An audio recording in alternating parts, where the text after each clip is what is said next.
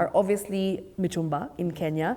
And this is something that a lot of people who are in the manufacturing industry of clothes, textile industries, they're complaining about. Yes. So how do you strike that balance between these two? I think it would be wrong to say that mitumba has killed our textile industry. Mitumba has no business with the local textile industry because these are two different markets. Okay. And these two markets are also targeting two kinds of people. For example, we are talking of local manufacturers. Yes. Can we define what is local? Because I do not think we have our local manufacturing today. Okay. Because the textiles that are being used in the country are all imported into the country. Even the buttons, anything that is used in terms of manufacturing is imported. So when we want to talk about local manufacturing, I would like us to talk about the revival of our cotton industry. We go back to farming our cotton. We go we go back to reviving our own ginneries. Okay. We go back to promoting education in terms of technical education. We raise as many young people who can become fundis to help in making good quality clothes in Kenya. Now, after we have done that, we can put our new clothes in the market. Yes. We can allow a mitumba trader to put their clothes in the market.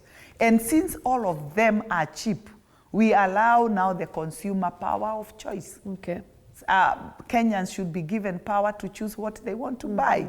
So local textile industry in Kenya has not been killed by mitumba. Okay. We need to revive our local industries and allow them now to compete, because Kenya is a country that thrives in business.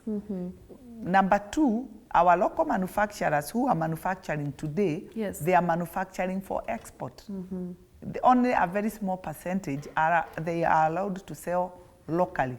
Most of it is exported to other countries. Okay. Yeah.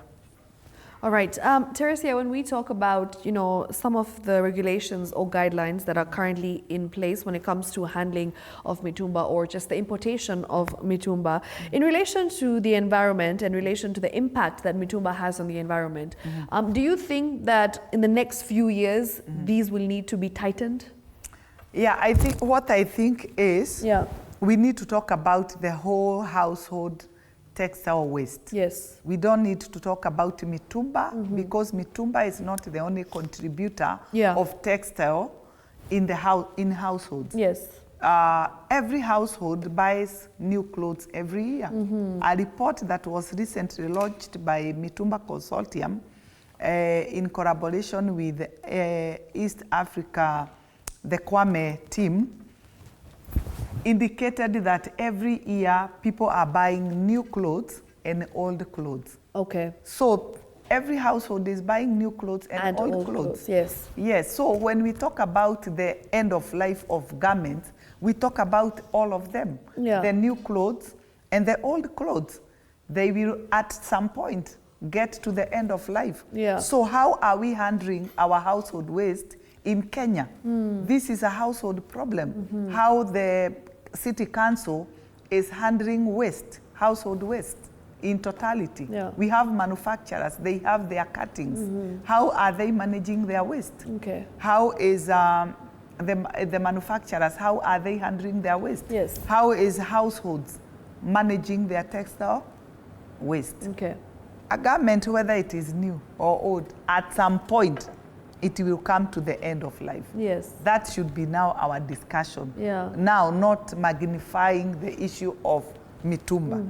Number two, I remember your question. You asked how people are. What was your question?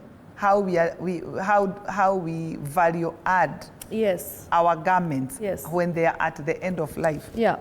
What creative ways do you use to recycle your clothes at home? At home? Yes. I think mostly we use them as rugs. Yeah, we use them to wash the houses, the windows, the vehicles. That's how we recycle them. Yeah. And when we talk about how we discard them, I think it's very different. This terminology is very different when you talk about the end of life of garments in Europe Yeah. or in America, and when we talk about the end of life of garment in Africa, these are two different places. In America, that's why we have used clothes. Yeah. Because they will discard good clothes, they will be sold to Africa. And they will be good quality, they will be worn, they would support 1 or 2 lives. So now when we talk about Africa, what do you do with your garments that you are not wearing? Yes. Number 1, you pass them over to somebody who is younger than you. You pass them over. Now when this person has worn them, they will also pass it on to another person.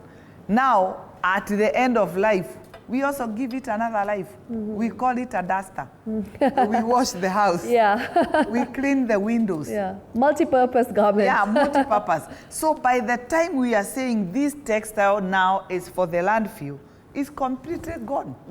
It is gone completely. So I keep on telling people, if we have a mountain here, somewhere of textiles, Yes. our people are jobless, and most of them don't even have capital. Our people will be happy to go and collect and sell. Yes. So here we don't discard good quality clothes. Whatever is discarded is used